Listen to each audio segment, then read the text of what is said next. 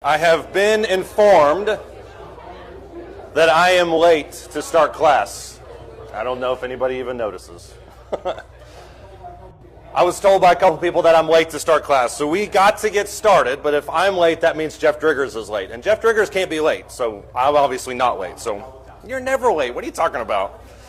We're going to start off in 2 Kings chapter 24, if you want to go ahead and open up to that. This is a class that is purely devoted to Babylon. As you can tell, we're doing Bible geography this morning. If this sounds familiar, a lot of this may sound somewhat familiar because last class, I think maybe the very first class we did, we kind of focused on Mesopotamia and that region. We're going to kind of look at some of that today. We're going to hyper-focus in on Babylon, though. And so I kind of want to get into it as a civilization, as a city-state, as a region, whatever you want to talk about it. We can talk about some of its metaphorical uses in Scripture, specifically how it's referenced in Revelation. It's a very wide brush that we can paint the class with this morning. So any comments, any things you have to say, feel free to bring them in. By the way, I do remember that it was Mother's Day, and yes, I've already been informed as well that I am not wearing Mother's Day appropriate clothing. I don't know why I went darker today, but I am in the spirit of it, as you will see during the sermon this morning.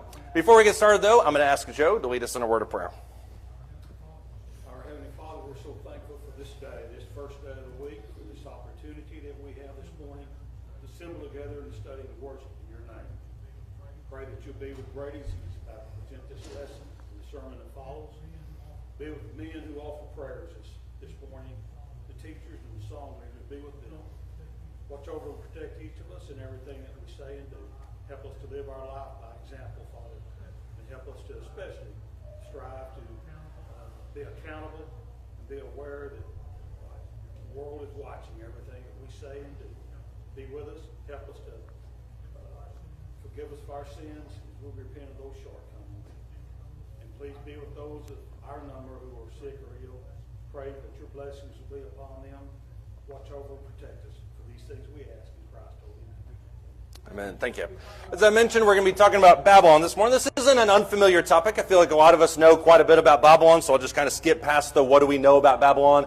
I do want to ask the question, though, how does the Bible talk about Babylon? Because Babylon makes several appearances, both Old and New Testament. How does the Bible talk about Babylon? Thank you, Nathan. Yes, literally, I was about to say literally and figuratively. I'd like to jam words together if you couldn't tell. Not very well. The answers from this side of the auditorium are really top-notch so far. Go ahead, though. You're going to keep going. Well, say, it's got a pretty bad reputation when it's alive, and then when it gets to Revelation, it's still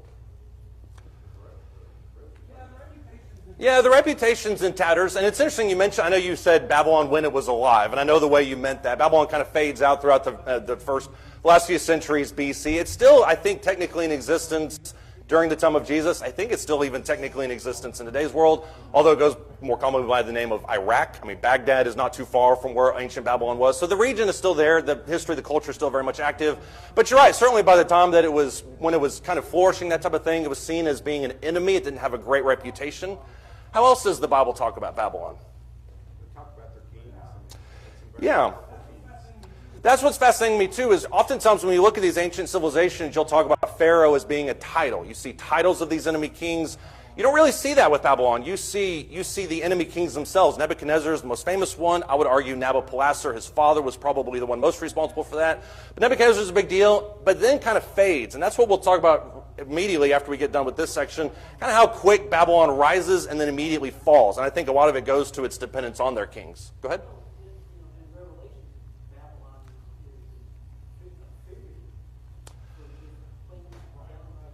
Right.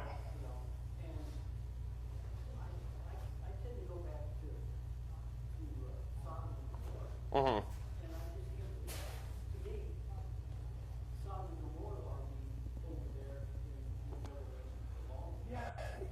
Yeah, and I think that's a really good delineation because sometimes when we think about Babylon, we think of it as being pure evil, which you're not wrong. If you look in the New Testament, Revelation is by far the one that is the most prominent in. But I think Peter at the end of 2 Peter writes and says, this is what is written to you from Babylon, if my memory serves it right. He's not talking about Babylon the city, he's talking about Rome. And so obviously that's kind of the idea that he's getting for. But to your question, why is it that Babylon has the reputation it does when something like Sodom and Gomorrah doesn't? Because Sodom and Gomorrah would certainly make the most sense in regards to that. Why does Babylon have the reputation that it does as being this enemy of God's people? Probably the main reason is because God used them as a tool. You see that as them taking them into captivity. Yeah. Why else is it that they're talked about as being the enemy? They're much more in a similarity to Rome than Sodom and Gomorrah, just like nation and military. They are very similar to Rome. I think administratively there's some big differences, but you're right. Certainly Rome has a lot of the same capabilities, and that's what you see with a lot of those descending empires is they kind of build on top of each other. And so Rome kind of is the head of that one. Curtis? Aren't you glad I called on you then? They're seeking idolatry, basically, and that affected every aspect of the political life, the social life, and their perspective on the world. And when Isaiah was prophesying, or actually Jeremiah was prophesying that Babylon would come down and invade Judah and they siege to Jerusalem, they were not in the main headlines. It probably that this would happen, but in just a few short years, like you say, they just popped up like a major world power, and just quickly popped up and died. Yeah. I've got a fantastic, very vividly illustrated chart that shows that rise to power. I thought you were going to say something else. They popped up like something else. But yeah, they popped up, they descended, and but that's part of the story of Babylon, and I want to talk more about this for a couple seconds because I think this is really important. When you talk about the nature of Babylon and their rise to power, it's not as if they just all of a sudden became something that they weren't. It happens because of insurrections. It happens because of rebellions inside of Assyria. That nation kind of crumbles. Babylon is literally the historical case for being in the right place at the right time. They had a lot of ambitions themselves, but everything that's being said, and I don't think it's too far off of a lot of empires. If you talk about they're steeped in idolatry, they harass Israel, all those things are common with a lot of different nations. What is it that Babylon did to the people of Israel?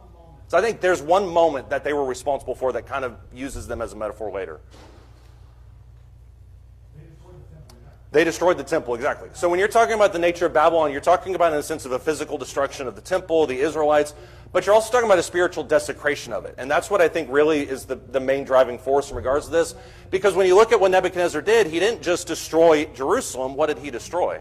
Now, I know the Israelites asked for it in a lot of ways. I'm not ignoring that. But what did Nebuchadnezzar do? Somebody's going to make an Indiana Jones joke here, and I'm totally here for it. But what did Nebuchadnezzar do? Took everything out of the temple, exactly, and brought it all the way back. And that's I think only happens on his second, maybe his third foray into Jerusalem. It's not something he does at the beginning, because that's not that's not Nebuchadnezzar's MO. His main philosophy is to dominate and then integrate. That's what everybody did. Nebuchadnezzar was so mad after the multiple rebellions by these different people inside of Israel that he came back multiple times to desecrate it and tear it down to the ground. That's why they're seen as being the enemy of God's people. Somebody else have any thoughts or comments?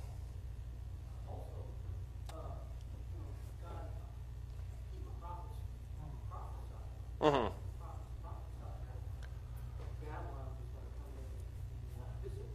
Right. Mm-hmm.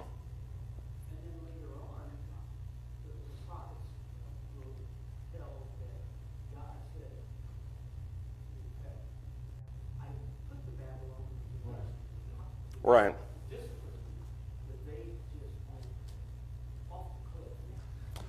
Yeah, that's a good way to put that. Yeah, literally, they went over the cliff. Yeah, that's a joke made earlier. Yeah, which is actually what the whole point of Habakkuk is about. If you read Habakkuk from cover to cover, the whole point is, why are you using a nation as evil as Babylon to punish a nation that is your people? He doesn't say less evil. He says your people. Part of God's response in Habakkuk is, don't worry, I'm going to judge them as well because of the excesses. And that's in Isaiah chapter 13, if you look as well. There's a whole lot of imagery in regards to Babylon, and that's why I think they make for an interesting case study by themselves. Does anybody else have any thoughts or comments? Yeah. They're a big player in the game now.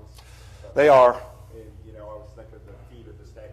Right. Because they're really the beginning of kind of the big four empires. Right. Yeah, we're going to save the majority of Daniel for Persia. We will talk a little bit about Daniel, but you're right. I think Daniel's interaction is with Babylon, but a lot of it is in regards to Persia. So we're going to save that story.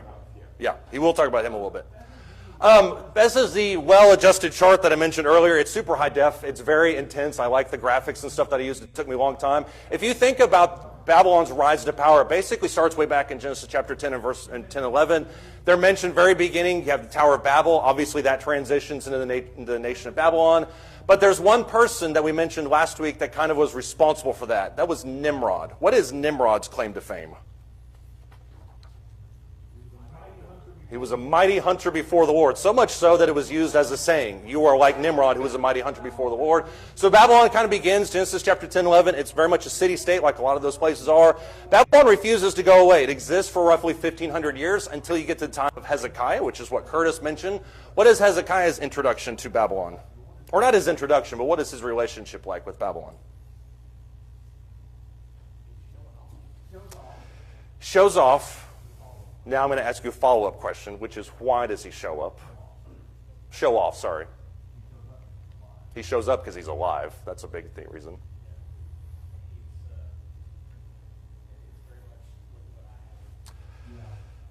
Yeah. I wish we could take this class and transition into a whole other class for like 45 minutes, because I think Hezekiah's interaction with Babylon is fascinating, because it is part showing off, it is part bragging. I think a lot of it is just he doesn't understand what Babylon is going to eventually become. And I think that's probably the biggest part of it. Curtis? I was thinking about, these representatives of Babylon came down and he showed. Mm-hmm. Isaiah came to him and asked him, what you do? So I showed him. Yeah. What they see. I showed him everything. Right. And I think, what a stupid thing. I mean, yeah, all we need is Curtis and Hezekiah's court to put some reason in the moment. I mean, it is a stupid thing to do. I don't know if we're allowed to use that word in Bible class, but at the same time, it's also not unrealistic. I think a lot of kings probably did that. And if you're Hezekiah, who's fresh off the heels of a Sennacherib invasion that went all the way to Jerusalem's doorstep, you're probably going to try to do a little bit to buttress your reinforce your support, especially when you consider that at this point, Babylon is a client state of Assyria. So it's not as if he's just bragging to nobody. He's bragging to somebody who's an auxiliary of somebody who just tried to dominate him. So it makes somewhat military sense. I think there's other reasons beside of that. But that's what you have here. This is the next major interaction in biblical history, as you have the rise with Hezekiah and Babylon. And then you have this massive jump up. What happens with Babylon in 2 Kings 24 through 25? That's what we're going to read here in just a second. But why do you have this, once again, beautifully illustrated chart? What happens to make them rise to power? We mentioned this a second ago.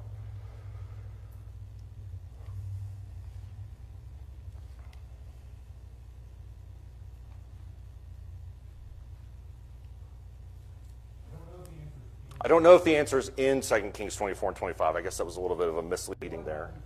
But what happens in history that Babylon just kind of skyrockets?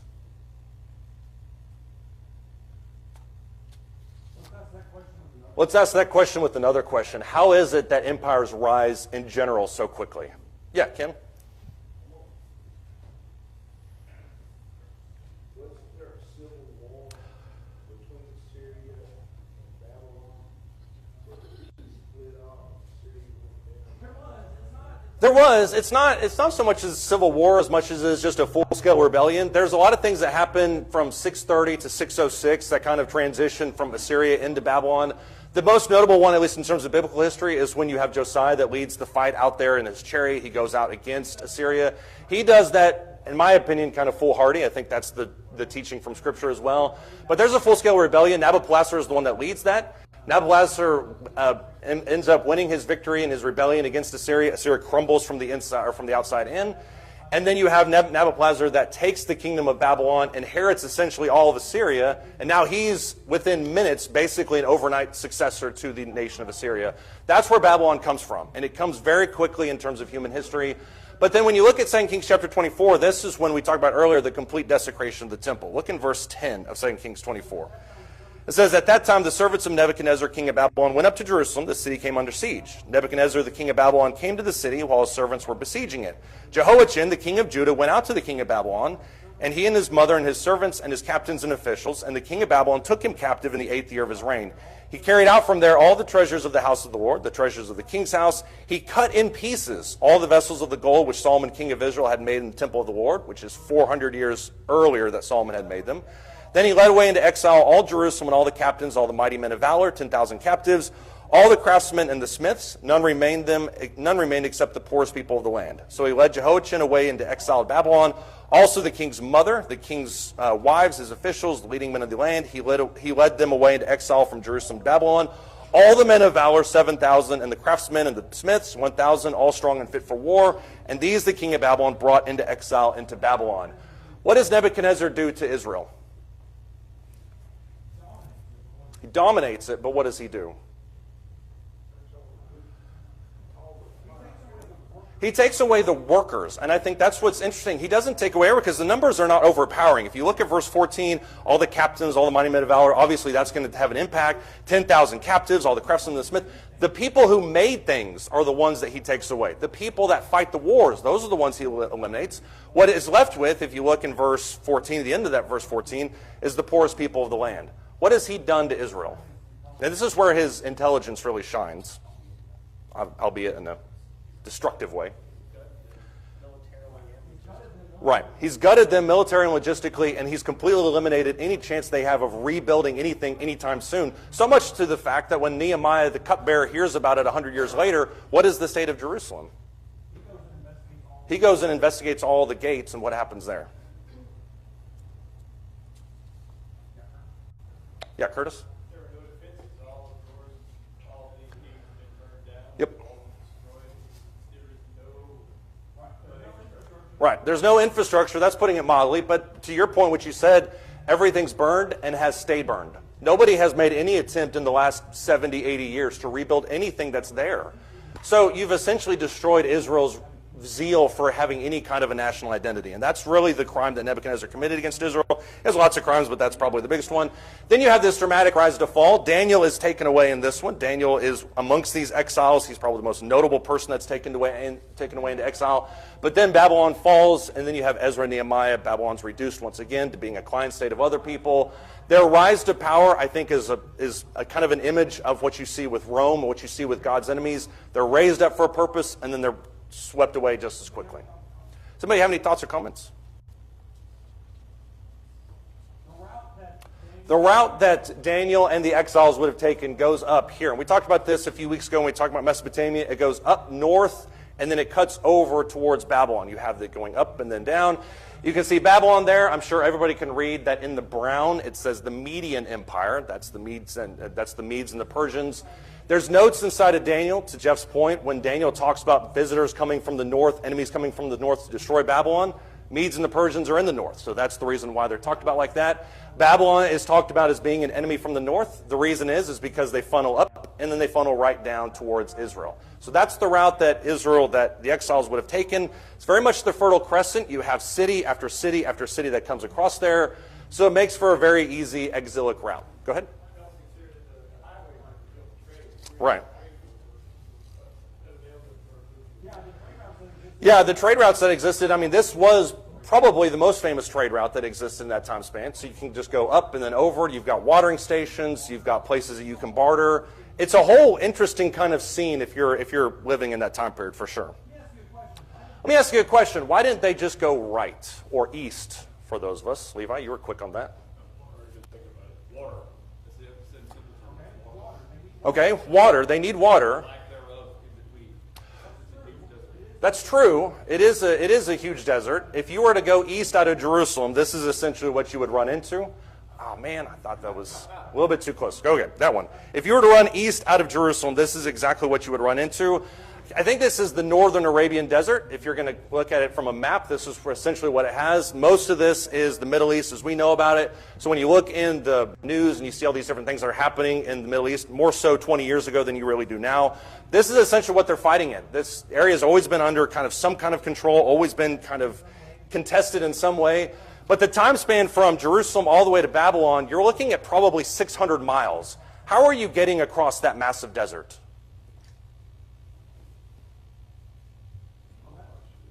What's that?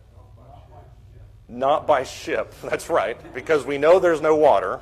Yeah, not by ship. Walking or what? Camels. Come on. It's the only thing I know about ancient Persia. You got these camels that are out there. This is actually, it's a super barren area, obviously, as you can think about. So barren that kings actually used to deliberately use this area as a death march. You would, if you conquered a nation in these areas, you would intentionally lead the army out from there and go all the way across it. So this is not a habitable area. This is an area that from the beginning of time people said, we're not even touching this area. If somebody wants it, they can have it. Obviously, people have been fighting over it for thousands of years, so people have taken them up on that offer. There's another reason, though, why you would not go east, and that is because if you look north out of Israel, there is an enormous set of mountainous plains. Basically, if you're trying to get across the Jordan River, go across those bodies of water, go east, you really can't because of these massive elevation changes. And so it lent itself to a really nice, simple corridor that went from Jerusalem down into a valley and went up. You also have extending north out of that another valley that goes up. The Big Kwa Valley is there. You go up and then you go east. So there's a very natural corridor for these people that are going up and then over. When the Bible talks about Nineveh, talks about Assyria, talks about all these cities that are existing in this time period, most of them are along this type of route. Does anybody have any thoughts or comments? I feel like I'm going too fast. Go ahead, Curtis.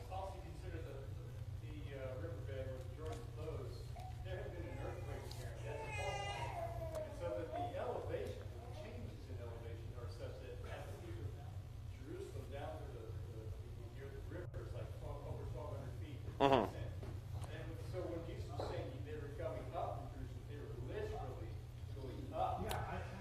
Yeah, I mean, we think of going up in terms of I'm going to go up to Walmart. I'm just going to head up there. And that's not the way that they would talk about it. They would talk about it in the sense of I'm literally going up. So when you talk about, I think you mentioned the exiles coming up to Jerusalem or returning up to Jerusalem. It's the same thing in regards to the parable of the Good Samaritan. It's somebody's going up on the way from Jericho to Jerusalem. That's an elevation change. You also have very notably in Psalm 120, I think through Psalm 135, you have the Song of Ascents. Why do we call them the Song of Ascents? That's what they were singing on their way, and I'm going to quote you, on their way up to Jerusalem. And so if you're coming to Jerusalem for one of these feasts, you're literally going up towards Jerusalem. And so the whole point of the Song of Ascents is a gradual song from Psalm 120 all the way through Psalm 134 as you're moving up towards Jerusalem. And it gets more and more intense as the Psalms go by. I think that's a really interesting poetic section of that. Does anybody else have any thoughts or comments? This is the Babylonian Empire at its peak. As you can tell, it basically dominates most of the known world. Egypt is basically an afterthought at this point. Egypt's never really going to have a rise to power on a world stage like it did certainly around the time of Joseph. That's not to say they're not going to be major players. They obviously are very influential in the Roman Empire a couple hundred years after Daniel. So there's going to be this balance of power. The Median Empire is going to be completely obliterated before long after Babylon falls. And that's what you see elsewhere throughout Scripture. Just as much as you see these people talking about Babylon's kind of rise to power, you're going to talk about their prophecies coming away very, very quickly. Jeremiah chapter 15, verse 2 is one instance of this. The fact that it's a city-state means that there's going to be quite a bit of power and quite a bit of luxury and quite a bit of resources compartmentalized inside this one area. This is not what you would have seen if you were walking into Babylon at the time of Daniel, but Daniel was in Babylon when they built this. This is what's called, I think, the Bronze Gate. This is right at the front of Babylon as you're walking in towards it. This is actually now in Berlin. They covered it, or they recovered it. They moved it further into Berlin. They reconstructed it using replicas. But you can see the size difference between the gate and the people. Obviously, there's quite a bit of change. Why build such an enormous gate for the entrance into Babylon? Don't say to keep people out, because that's not the reason for this one. Right. Exactly.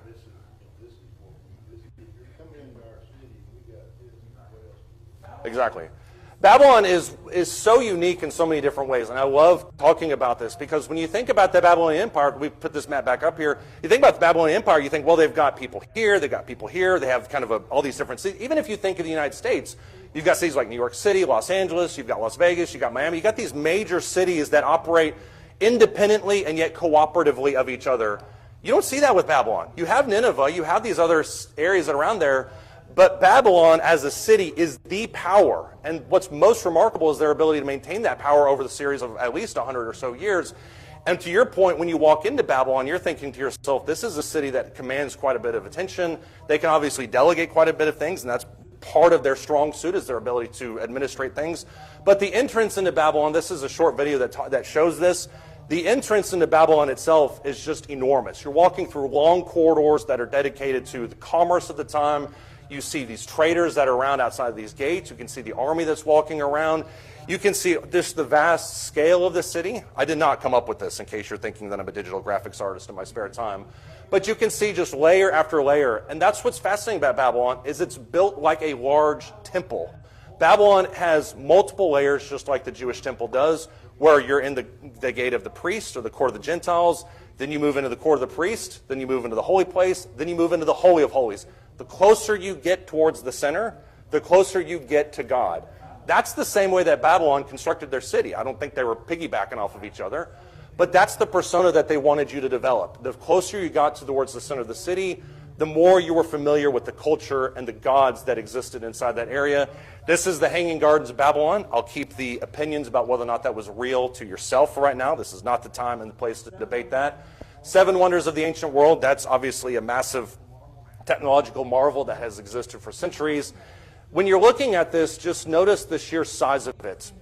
What do you see in that? Oh, it's going off the screen. What do you see in that top right corner? There it is. What is that? A ziggurat, exactly. What is a ziggurat? Besides being a really cool, fun word to say. Go ahead. The top of that bill usually has the sloping sides that at the peak would be Right, exactly. And that leads itself more to the funnel nature of what Babylon was, because it goes up, but at the very center, at the very top, that's the, quote, Holy of Holies. That's kind of the epicenter of their entire religious world. This one is the biggest one, obviously. They have several of these throughout Babylon. They have several of these throughout the empire. This one specifically is called Ebenake, which is not something that I came up with on my own. It is something that I researched. I could never come up with this name. But it is the epicenter of their religious world, to Curtis's point. Jeremiah chapter 15, verse 2, I think specifically talks about this. Your translation of this verse will probably say idols or gods. My translation, the New American Standard, which is obviously the one the apostles used, uses the word Marduk. Marduk is the exact same thing, except it's a specific type of god. And so in Jeremiah chapter 15, verse 2, when it says Babylon has been captured, it's been destroyed, Marduk has been shattered, what you're essentially saying is not only is Babylon gone, but Babylon is going to disintegrate from the inside out. Everything about their culture, their gods, it's all just going to go away. Does anybody else have any thoughts or comments on that?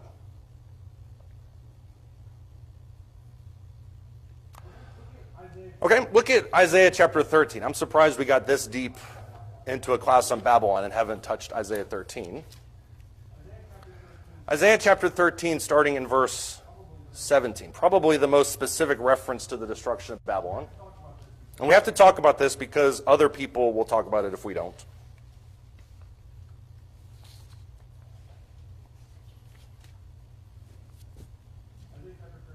Isaiah chapter 13, starting in verse 17. He says, Behold, I'm going to stir up the Medes against them. That's the nation that was just to the north, who will not value silver or take pleasure in gold. That says quite a bit about the Median Empire. Their bows will mow down the young men. They will not even have compassion on the fruit of the womb, nor will their eye pity children. Babylon, the beauty of kingdoms, the glory of the Chaldeans' pride, will be as when God overthrew Sodom and Gomorrah. So there's your metaphorical allusion there, John. Verse 20, it will never be inhabited or lived in from generation to generation, nor will the Arab pitch his tent there, nor will shepherds make their flocks lie down there. Desert creatures will lie down there. Their houses will be full of owls. Ostriches also will live there. Shaggy goats will frolic there. Hyenas will howl in their fortified towers. Jackals in their luxurious places. Her fateful time also will come soon, and her days will not be prolonged. What does the destruction of Babylon look like, according to Isaiah 13? It's going to become a wasteland. Why is that important to these people? Because when Isaiah is talking about this, he's talking about it as an exilic prophet, people that are in exile, obviously. Why is it important that they know this?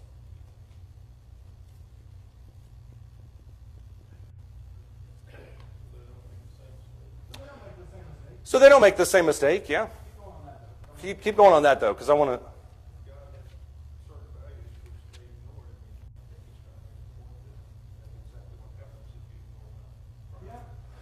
Yeah, that can be it. Maybe he's saying if you ignore me who raised you up, if you ignore what I'm doing here, then this same fate can come to you. Yeah. Yeah, Levi?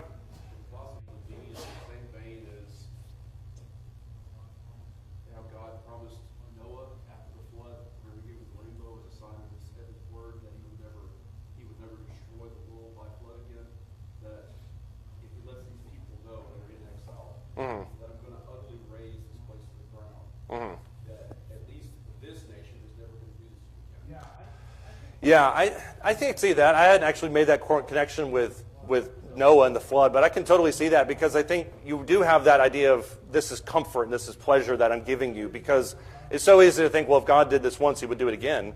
And Peter makes that same comment in 2 Peter. He says he's not going to do it with flood or with water. He's going to do it with fire. It's totally different. But you don't have to worry about this at least anymore. I think there's some truth to that. Yeah, Gary? Seems to be such a juxtaposition from the opposite end of it. You Right. Way up here is not halfway. Right. I'm not going to make you less. It's going to be utterly the opposite. Right.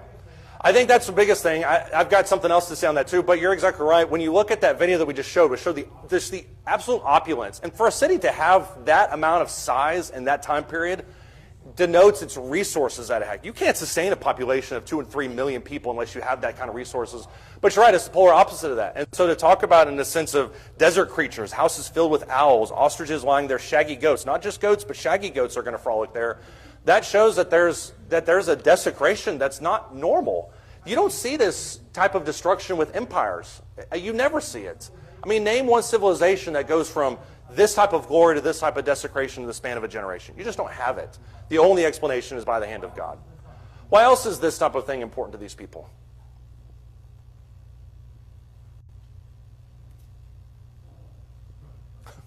Go ahead, Curtis. One is the extent of the destruction. So it's like the passage here relates to that of Sodom and Gomorrah. Right. Sodom and Gomorrah was so extensive that we don't even know where those cities were. Right. And we have ideas based upon the terrain and the environment that they fit the description of what happened to Sodom and Gomorrah. Right. But we don't know for certain. Right. So when we look at this, as great as that nation was, as great as that city was, as great as that people were, that it would be so utterly demolished that there'd be no records that are ever having existed. And you relate that to what the Babylons did to Jerusalem. Right. Payback time. You really punctuated that one.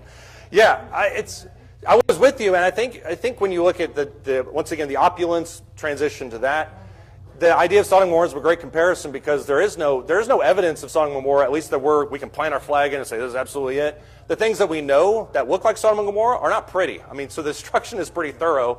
And that's the same situation you have with Babylon. It wasn't excavated like a lot of these things. Archaeology really wasn't a formal study until the 19th century.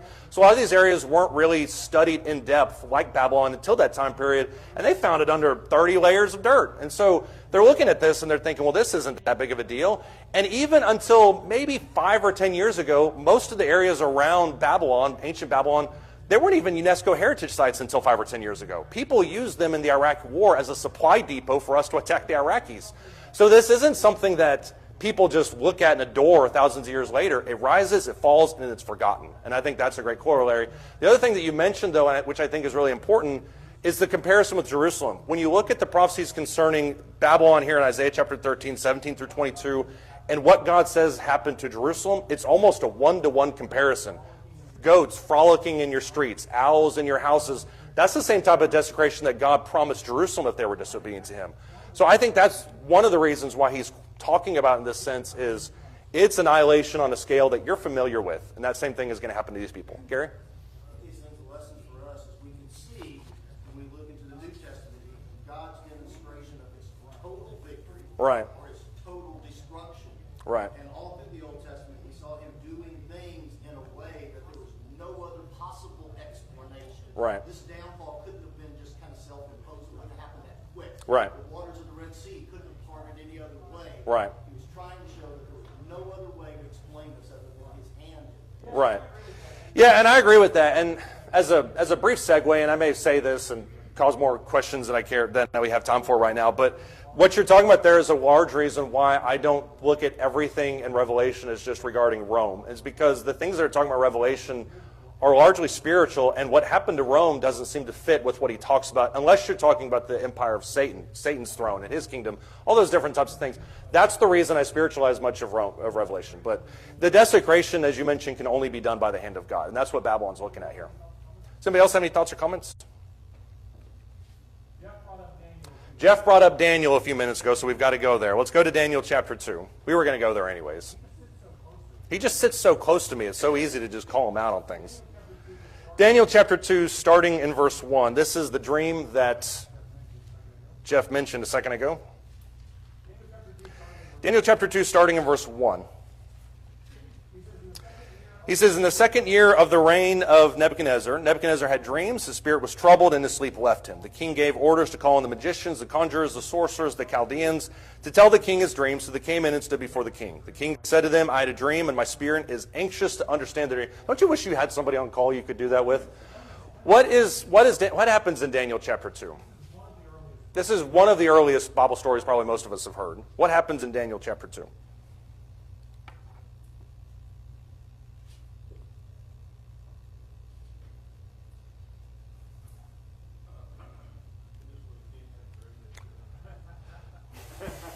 Yeah, that was in the first 3 verses, but yes, yeah. The king had a dream he didn't understand. You're right. That applies to like 7 different chapters in the Old Testament, just to be fair. Yeah. You guys just are working together over there. Yeah. This side help me out. What happens in Daniel chapter 2? Yeah, Ken? He has a dream, and he wants to know the interpretation. And they said, well, tell us the dream, and we'll tell you the interpretation. He said, well, if you tell me the interpretation, you can tell me what the dream is. Right. For a second, I thought you were going to pull what they pulled, but you're right. He said, here's a dream. Yeah, Daniel 2 is a standoff, and I don't know why that gets lost oftentimes in the story of this, because we never talk about this aspect of this dream or this story, because Nebuchadnezzar has a dream, and these people come up and say, or he says, I want to know the interpretation of the dream. True to form with these people, they say, well, tell us the dream, we'll tell you the interpretation. Nebuchadnezzar sees that and raises them. He says, why don't you tell me the dream, and then I know that you can interpret it for me. So you have this standoff, and this is part of, we'll talk about here in just a second, it's a part of the larger story of Daniel, in my opinion, which is culture versus God, Babylon versus Jehovah. I think there's that kind of discrepancy or that kind of animosity that's happening here. Who does he call, though, specifically? Look in Daniel chapter 2. Who does Nebuchadnezzar call? Initially, he calls the magicians and conjurers and sorcerers to interpret. We talk about to interpret. Right.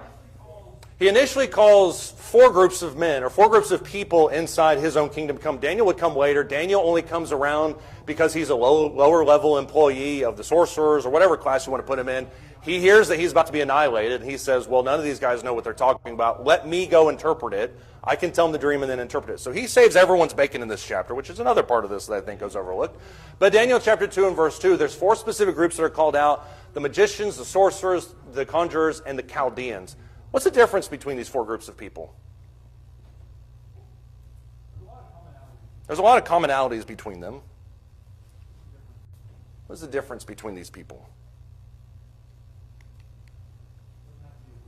Doesn't have to be a Wikipedia definition of them.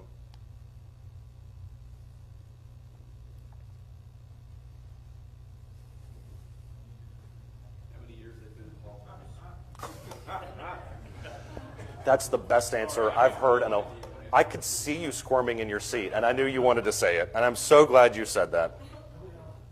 Nobody else should even answer, because that was better. What is the difference between these 4 groups, though? What's a magician? What can a magician do that a conjurer can't do? Right. They all have their expertise in manipulating people. That's kind of the best way that I can come up with it. What other translation does somebody have that comes up with other words? Because other translations may say something different besides the New American Standard in regards to this. Yeah, Paul?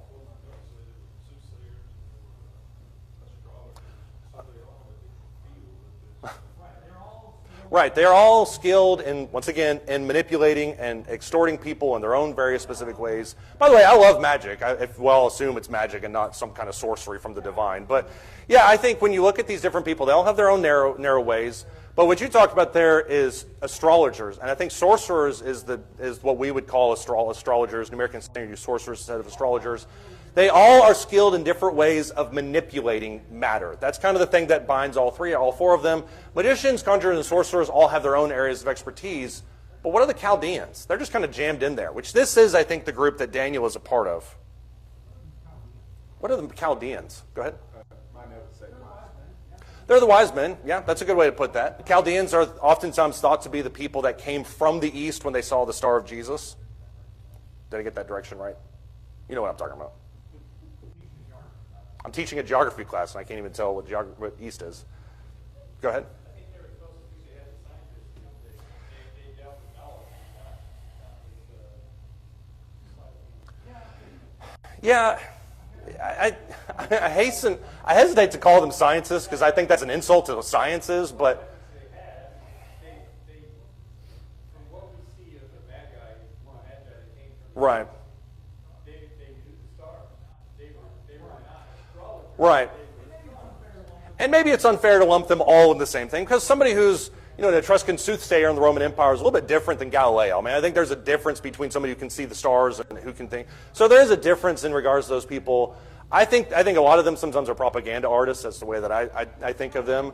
But you're right. I mean, a lot of them have their own areas of expertise. But the Chaldeans are interesting because the Magi, as you talked about, the Magi are the ones that come from the east.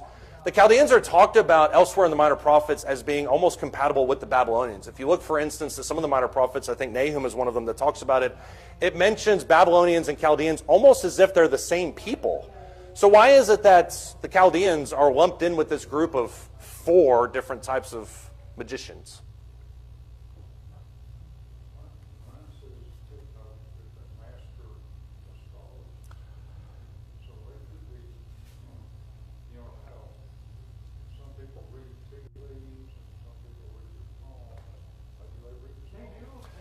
They do, but then I think that's a part of it. Chaldeans are oftentimes associated with wisdom, and I think that's where their kind of things come from. They're not so much skilled in terms of sorcery and things like that, but they're known for being wise people. And so that's why I think when he calls them in, he's not just calling people that can determine the dream.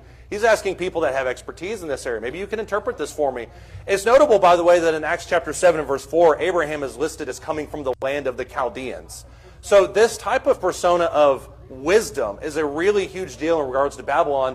They took a lot of pride in these types of people, which shows just how severe Nebuchadnezzar's anxiety was in understanding this dream, that he's willing to wipe all these people out if he can't figure out what this dream was for. That's how much he wanted to know this dream. He was going to cut everything out of Babylon just out of anger because these people were tricking him the whole way.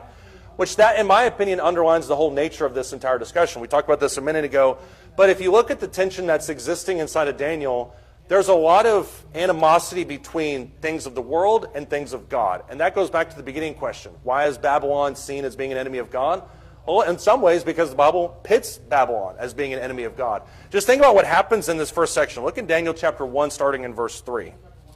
Daniel chapter 1, starting in verse 3. It says, the king ordered Ashpenaz, the chief of his officials, to bring in some of the sons of Israel. This would include Daniel, including some of the royal family and the nobles, youths in whom was no defect, who were good-looking, showing intelligence in every branch of wisdom, endowed with understanding and discerning knowledge. So these are already the cream of the crop, but also who had ability for serving the king's court, and he ordered them to teach them the literature and the language of the Chaldeans. What's taking place there in Daniel 1, verses 3 and 4?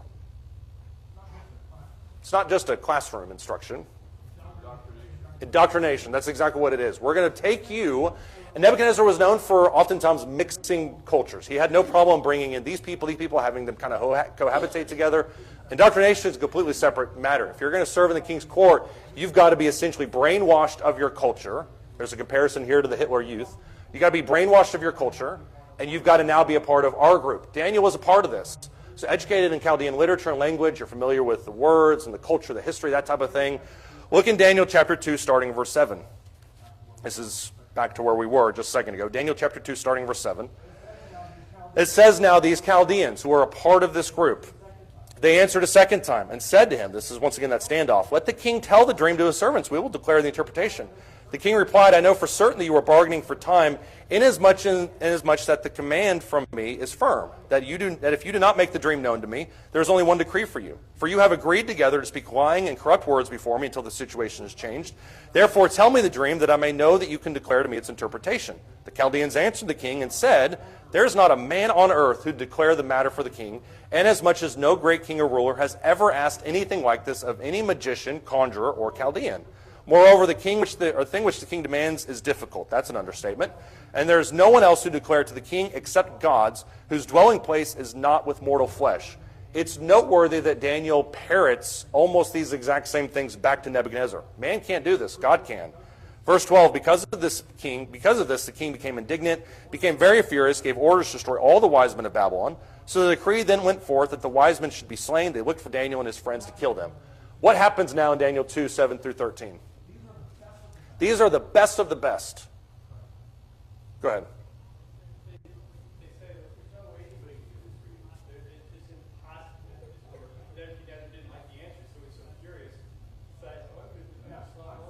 Yeah, I'm so furious that I'm just going to kill all of you because you're incapable of doing this. And once again, you see how this situation develops. So these are people who are educated in the Chaldean literature, Chaldean language, the best of the best. They have the access to all these resources.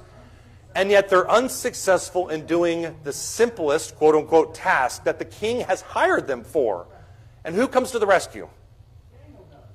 Daniel does. And not only does Daniel do all this, he eventually becomes their chief. And if you look at Daniel chapter 3 and verse 8, it's these same Chaldeans who later would try to get Daniel killed, so they're obviously not happy about that.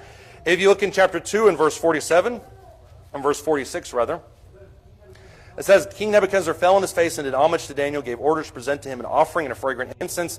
The king answered Daniel and said, surely your God is a God of gods, a Lord of kings, and a revealer of mysteries, since you have been able to reveal this mystery. The king promoted Daniel, gave him many great gifts, made him ruler over the whole province of Babylon, chief prefect over all the wise men of Babylon. Daniel made request to the king, appointed Shadrach, Meshach, and Abednego over the administration of the province of Babylon, while Daniel was at the king's court. The whole lesson in Daniel, this is one of the reasons why it's so paralleled with Revelation. Lesson of Daniel is that God wins. God is successful where man's wisdom, power, abilities, resources falls flat. That's one of the underlying messages of Daniel. When you look at Daniel chapter 2 specifically in verse 48, this also foreshadows the tension later. He gives him everything. Nebuchadnezzar loves Daniel. But who hates Daniel? Don't say the Pharisees, even though that's basically the same thing. Who hates Daniel?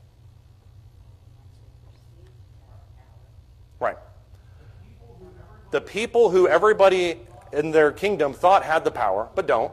The people who hold religious titles without any kind of authority from a divine figure. The people who specialize in manipulation and whose sole job is not to help the king, but it's to manipulate them to retain their current power and position. This is the clash in Daniel. And we sometimes relegate it to kid stories, and there's nothing wrong with that. Daniel and the Lion's Den, those types of things. This is the underlying message of Daniel, is God versus Babylon. That's why it's mentioned as such a versus battle royale throughout Scripture. John, go ahead.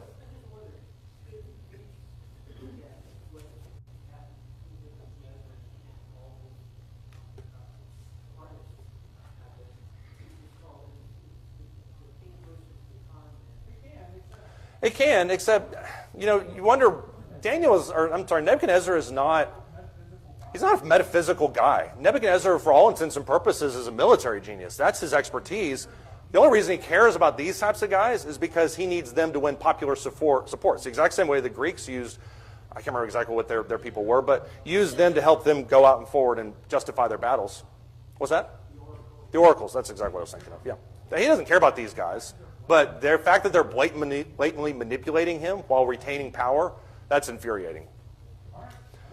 All right, I think next week we will talk more about Persia. So we'll get even more into Daniel then. Thank you, guys.